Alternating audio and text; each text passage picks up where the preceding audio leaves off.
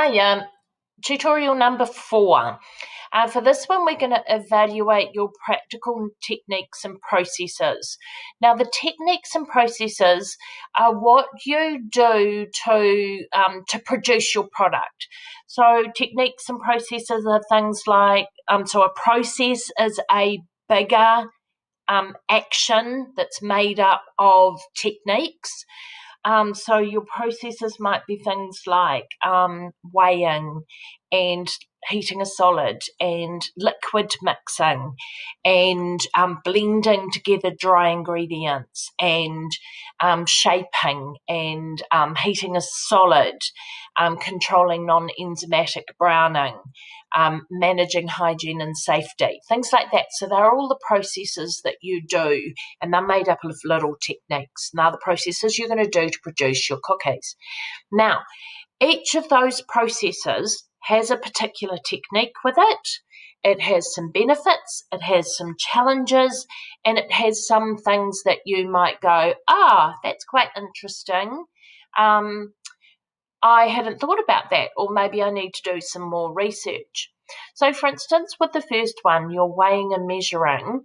The two different techniques that you're going to use is you're going to use scales to measure by grams, or you're going to use cup measures and teaspoon measures to measure by cup and teaspoon, or tablespoon, dessert spoon, etc.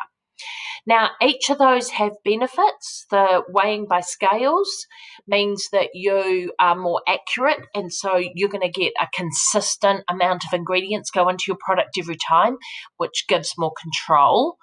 The benefits of using cups is that you can, they're easy to use, they're easy to clean, you don't have to worry about batteries, things like that. Obviously, then the challenges with using the scales is going to be that they're flat, they sometimes need recalibrating. If you don't remember to push 0 after you've put your container on it, then you can sometimes measure incorrectly. If you move your container off the scales, sometimes that can recalibrate the scales so they don't work properly. The challenges with using cups and measuring spoons is that you, if they're dirty or wet, you can end up contaminating the food that you're measuring. But the interesting with the scales might be that what is the difference, between measuring by scales and measuring by cup? Is the impact on your final product really that big? Interesting with the cups is,